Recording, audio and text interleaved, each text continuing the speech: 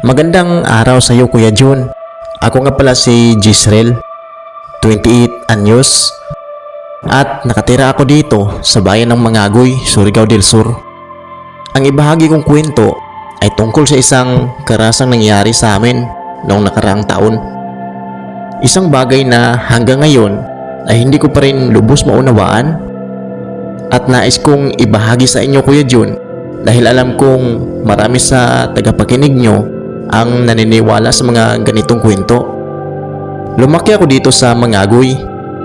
Kilala ang lugar namin bilang tahimik na bayan, malapit sa dagat at napaligiran ng mga burol at gubat. Ang pamilya ko ay simple lang, Kuya Jun. Si tatay ay dating mangingisda. Si nanay naman ay nagtitinda sa palengke. Ako ang pangalawa, Kuya Jun, sa tatlong magkakapatid. Ang panganay ay si Kuya Rom at ang bunso ay si Lisa, na noong panahon na iyon ay 19 years old pa lamang. Dahil madalas ay wala si nanay at tatay sa gabi dahil sa kanilang pagtatrabaho, madalas, Kuya Jun, kami lamang dalawa ni Lisa ang naiiwan sa bahay. Ang bahay namin ay isang lumang bahay na gawa sa kahoy at yero na nakatayo sa dulo ng isang makipot na eskina. Sa likuran nito, Kuya Jun, ay may malawak na gubat na halos walang tao at madalas na naririnig namin ang mga huni ng mga hayop sa tuwing gabi. Sanay na kami dito, Kuya Jun. Lumaki kaming naririnig ang mga kwento tungkol sa mga nilalang sa gubat. Ngunit, Kuya Jun, hindi kami masyadong naniniwala noon.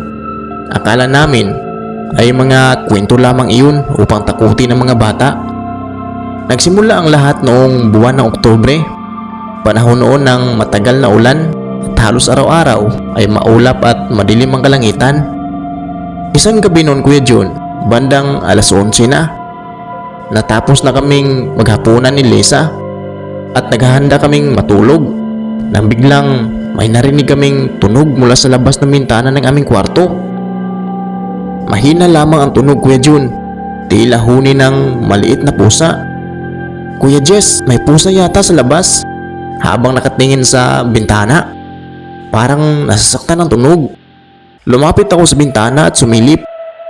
Dahil madilim at walang ilaw sa labas, hindi ko makita ng malinaw kung ano ang nandun. Baka ligaw na pusa lang, sabi ko. Huwag mo nang pansinin, matulog ka na. Ngunit, Kuya Jun, hindi tumigil ang tunog. Paulit-ulit na narinig namin ang huni at tila unti-unting lumalakas at lumalapit sa bahay.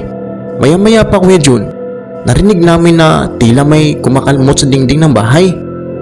Mahina sa simula, ngunit kalaunan ay naging mas malakas at mas mabilis ang tunog. Kuya, natatakot ako, bulong ni Lisa habang kumakapit sa braso ko. Hindi katulad ng tunog ng pusa ang kalmot na iyan. Inalalayan ko siya, Kuya Jun. Huwag kang mag-alala. Makapal ang kahoy na dingding natin. Hindi tayo maaabot niyan. Ngunit sa loob-loob ko, naramdaman ko rin ang kaba, Kuya Jun. Ang tunog ng kalmot ay tila may kuko na napakatulis at napakahaba na tila kayang humiwa sa kahoy. Kinabukasan, pagising namin, agad akong lumabas upang tingnan ang dingding sa likuran ng bahay. Nakita ko ang guhit, Kuya Jun, na tila gawa ng mga kuko, mahaba at malalim, na tumatakbo mula sa ibaba hanggang sa itaas na bahagi ng dingding. Napansin ko rin na ang mga guhit ay hindi pantay-pantay at tila higit pa sa 5 daliri ang gumawa nito. Pinagkibit balikat ko na lamang iyon, Kuya Jun. Baka pusa lamang na napakalaki o kaya ay ibang hayop mula sa gubat. Ngunit sinabi ko pa rin kay Lisa na huwag siyang lalabas ng bahay kapag gabi na. Sa mga sumunod na gabi, patuloy naming naririnig ang huni. Ngunit unti-unti nagbabago ang tunog nito. Hindi na ito parang pusa. Minsan ay tila umiyak na bata. Minsan ay tila boses na isang babaeng nagtatawag ng pangalan. At palagi itong sinasabayan ng mga kalmot sa dingding o sa bubong, Kuya Jun. Hindi na kami nakatulog ng maayos Si Lisa ay laging nanginginig sa takot at kahit ako ay nagsimula ng makaramdam ng kakaibang bigat sa dibdib tuwing gabi. Napansin ko rin ang iba pang kakaibang bagay. Minsan, kapag tumitingin ako sa bintana, tila may nakatayo sa dilim. Sa gilid ng mga puno, mataas ang anyo nito at hindi gumagalaw. Ngunit, kapag sinisikap kong tumingin ng mas malinaw, bigla na lamang itong nawawala. At may mga pagkakataon na kapag nagigising ako ng kalagitnaan ng gabi, naramdaman kong gising din si Lisa. Kapag tatanungin ko siya kung ano ang mali, sasabihin niya lamang, may nakatingin sa atin mula sa labas, kuya. Isang gabi nun, Kuya Jun, malakas ang ulan at humihihip ang hangin. Narinig namin na may tumama sa bintana ng kwarto. Hindi ito bato, Kuya Jun, o sanga. Tila may dumaang mabigat na bagay. Pagkatapos niyon, tahimik ang lahat. Napakatahimik at tila pati ang hangin ay humihinto. At doon ko narinig ang tunog. Isang huni na malapit sa bintana na tila nagsasabi ng pangalan ni Lisa. Huminga ako ng malalim at kumapit sa bintana. "Sino ka?" Sigaw ko. "Umalis ka dito." Walang sagot, Kuya Jun. Ngunit naramdaman ko na may nakatingin sa akin mula sa dilim. Isang pakiramdam na tila sinusuri ka, na alam ng nilalang na iyon kung sino ka, kung ano ang ginagawa mo at kung ano ang kinatakutan mo. Kinabukasan, Kuya Jun, nagkwento ko kay Aling Marta, ang matandang kapitbahay na marami nang alam tungkol sa mga bagay na hindi may paliwanag. Nang marinig niya ang aking kwento, nagbago ang kanyang mukha. "Jezreel," sabi niya ng mababa ang boses, "hindi iyan pusa. Hindi rin iyan hayop mula sa gubat. Matagal na naming naririnig ang mga ganitong tunog sa kabilang ibayo ng gubat. Mayroong aninirahan doon, isang nilalang na nagbabagong anyo. Minsan ay parang hayop, minsan ay parang tao. At ang huni nito ay ginagamit upang akitin ng mga taong lumabas ng bahay." Nalamig ang aking katawan, Kuya Jun. "Ano po iyon?" Tumingin sa akin si Aling Marta ng seryoso. "Iyan ang sinasabi nilang aswang. Ngunit huwag kang mag-alala. Hanggat hindi kayo lumabas at hindi kayo nagbubukas ng pinto o bintana, umuwi ako na may mabigat na kalooban." Sinabi ko kay Lisa ang sinabi ni Aling Marta. Natakot siya, Kuya Jun. Ngunit siniguro ko sa kanya na manatili kaming magkasama at hindi kami magbubukas ng anumang labasan hanggang hindi sumikat ang araw. Ngunit tila alam ng nilalang na alam na namin ang katotohanan. Sa mga sumunod na gabi, lalong tumindi ang pangyayari. Hindi na lamang huni at kalmot ang naririnig namin. Minsan, narinig namin na tila may kumakausap sa amin sa labas na gumagamit ng boses ng mga taong kilala namin. Minsan ay tila boses ni tatay na tumatawag upang buksan ang pinto. Minsan naman ay tila boses ng aming kapitbahay. Ngunit hindi kami nagpapaloko. Ang boses ay may kakaibang tono, mabagal at tila walang damdamin kahit pa pilitin itong magkatunog. Isang gabi noon, Kuya Jun, narinig namin na may tumatawag sa pangalan ni Lisa. Nang malinaw at malambing, "Lisa, anak, buksan mo ang pinto, may dala akong pagkain." Nagulat kami, Kuya Jun. Iyon ang boses ni nanay. Ngunit alam naming nasa ibang bayan si nanay at hindi makakauwi ng ganito kabilis, lalo na sa ganitong oras. "Kuya, iyon si nanay," sabi ni Lisa na akmang tatayo. Hinawakan ko siya, Kuya Jun, ng mahigpit. "Huwag, Lisa, hindi yan si nanay. Alam nating wala siya dito." Tumigil ang pagtawag, Kuya Jun, at pagkatapos narinig namin ang isang tunog na hindi ko makalimutan habang buhay. Isang tunog na tila pinipigilan tawa, na unti-unting nagiging isang matinis na hiyaw na tumagos sa buto. Kasabay niyon, narinig namin na tila may umakyat sa bubong ng bahay.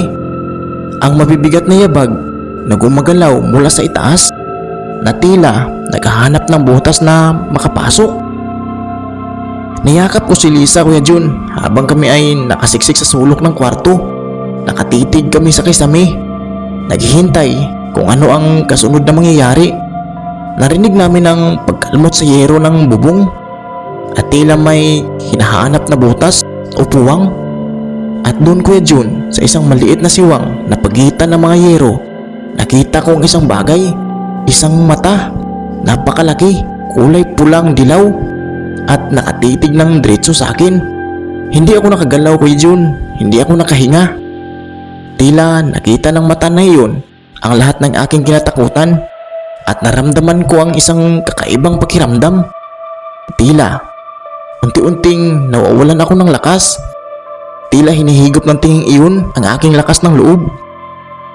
Maya-maya pa, umalis na ang yabag sa bubong, ngunit nanatili kaming gising hanggang sumikat ang araw. Nang magliwanag na ang paligid, lumabas ako upang tingnan ang bubong. Nakita ko ang ilang piraso ng yero, nakataas at may mga kalawang ng kuko na tila hinugot lamang. At sa ilalim ng siwang na iyon, sa sahig ng aming kwarto, may nakita akong mga bakas ng paa. Mahaba ang daliri at tila may kuko na napakahaba at matulis.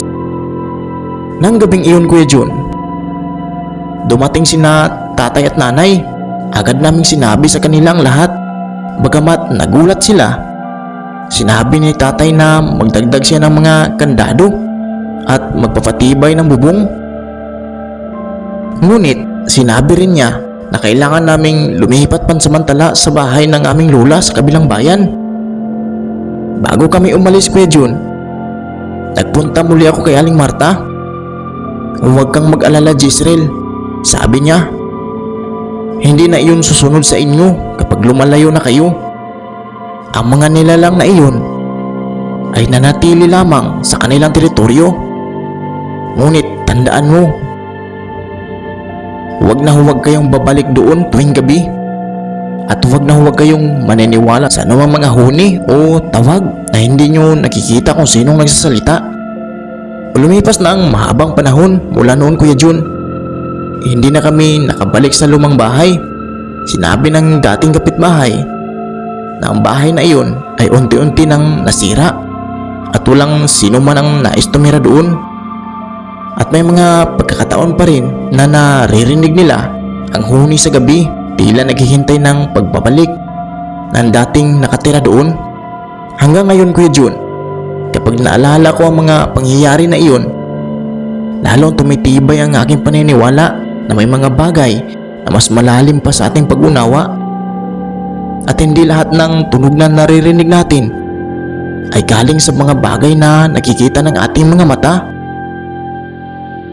At ang pinaka mapanganib sa lahat ay hindi ang halatang natatakot ka, kundi ang mga bagay na pilit nagpapanggap na pamilyar at ligtas upang sa huli ay makuha tayo ng ating kawalan ng pag-iingat. Akala namin pusa lang, Kuya Jun, aswang na pala. At kung hindi kami nag-iingat noon, baka iyon na rin ang huling kwento na aming maibahagi. Ano sa tingin mo, Kuya Jun, at sa inyong lahat na nakikinig ngayon? Nakaranas na rin ba kayo ng ganitong kakaibang pangyayari? At kung mayroon man kayong naranasan ganitong pangyayari, huwag mag-atubiling ibahagi sa amin.